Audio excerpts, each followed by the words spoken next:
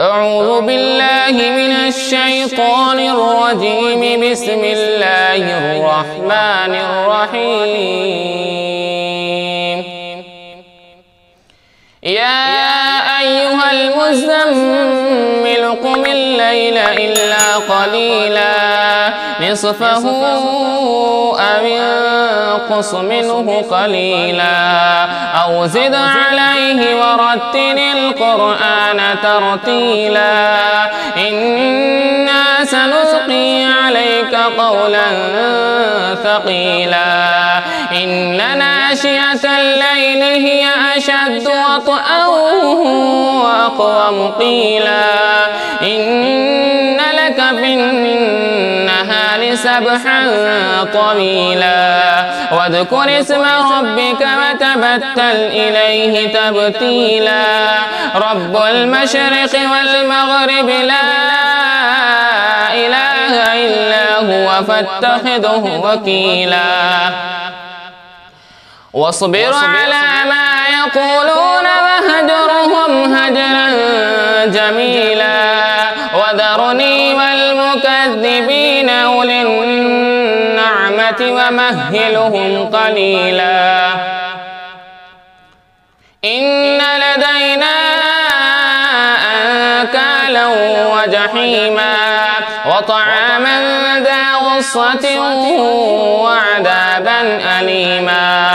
يوم ترجف الأرض والجبال وكانت الجبال كثيبا مهيلا إنا أرسلنا إليكم رسولا شاهدا عليكم كما أرسلنا إلى فرعون رسولا فعصى فرعون الرسول فأخذناه أخذا وبيلا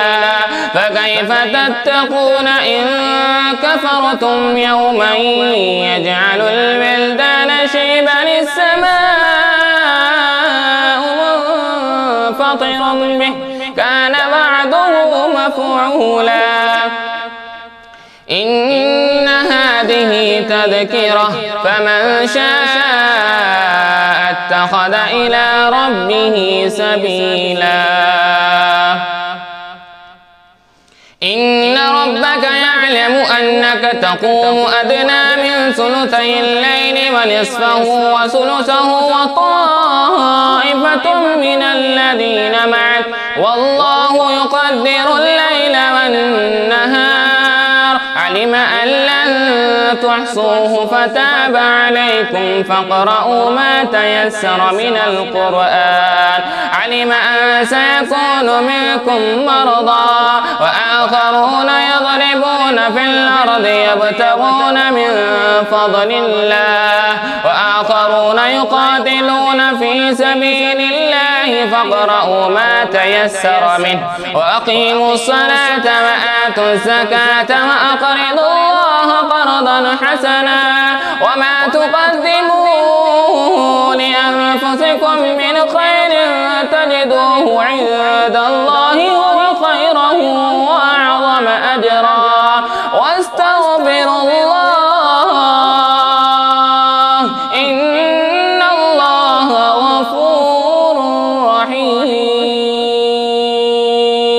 صدق الله العظيم.